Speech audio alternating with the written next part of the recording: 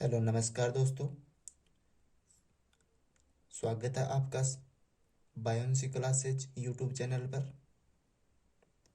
आज हम पढ़ने वाले हैं कक्षा 10 प्रश्नावली 1.1 का सवाल नंबर 3। चलिए शुरू करते हैं। किसी परेड में 616 सदस्यों वाली एक सेना यानी आर्मी की टुकड़ी को 32 सदस्यों वाली एक आर्मी बैंड के पीछे मार्च करना है। दोनों समूह को समान संख्या वाले स्तंभों में मार्च करना है। उन स्तंभों की अधिकतम संख्या क्या है जिसमें वे मार्च कर सकते हैं। तो हमें क्या निकालना है, HCF निकालना है, यानी स्तंभों की अधिकतम संख्या है वो किसके बराबर होगी, HCF के बराबर होगी। चलिए सवाल को हल करते हैं।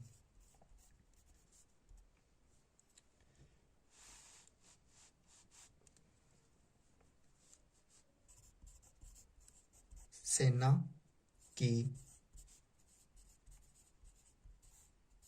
टुकड़ी में सदस्यों की संख्या कितनी है, 616 दी गई है। सेना बैंड में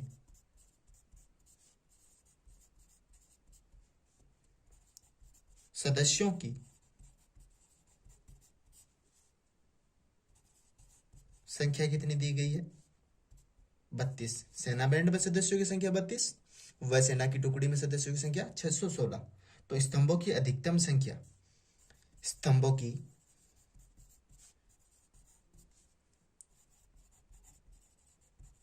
अधिकतम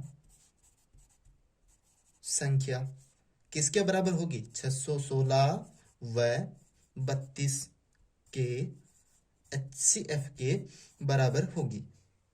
तो चलिए यूक्लिड विभाजन एल्गोरिथम का प्रयोग करके हम इसका HCF निकालते हैं। तो यूक्लिड विभाजन एल्गोरिथम से, यूक्लिड विभाजन एल्गोरिथम क्या होती है आपको पता ही है, मैंने पिछले वाले वीडियो में बताया था। मैं बेल आइकन पे सॉरी मैं आई बटन पे उस वीडियो को लगा दूंगा, आप देख लेना। A बराबर BQ प्लस R, जहाँ पे A क्या होता है, भाज्य होता है, B भाजक होता है, Q भागफल होता है और R क्या होता है, शेषफल होता है। इसमें एक बात का ध्यान रखना है कि R का मान है वो कभी भी B से बड़ा नहीं होगा और 0 से बड़ा या फिर 0 के बराबर प्राप्त होता है हमें। चलिए मैं यूक्लिड विभाजन एल्गोरिथम का प्रयोग करके इसका HCF निकालते हैं। 616 व 32। तो यूक्लिड विभाजन एल्गोरिथम में जो संख्या बड़ी होती है उसे हमें क्या बनाना है, भाज्य, और जो संख्या छोटी होती है उसे हमें भाजक बनाना है। तो 616 इसमें बड़ी संख्या है 616 और 32 क्या है, छोटी। तो इसे हम क्या करते हैं, अब डिवाइड करते हैं। इन दोनों संख्याओं को डिवाइड करने पे क्या आता है कि 616 है वो 32 के पाड़े में 19 बार आता है और 608 प्राप्त होता है और हमें शेषफल कितना प्राप्त होता है, 8। चलिए मैं इसे लिख लेता हूँ। तो 616 हमारा क्या है, A है, और B कितना है 32, और भागफल कितना आया 19, और शेषफल कितना आया 8। अब क्या करते हैं, जो शेषफल बचता है उसे आगे वाले स्टेप में भाजक बना लेते हैं और जो पीछे वाला भाजक होता है उसे हम क्या कर लेते हैं, आगे वाले स्टेप में भाज्य बना लेंगे। अब इसमें भाग देते हैं तो 4 बार पूरा पूरा आता है 32 और शेषफल हमारा 0 बचता है।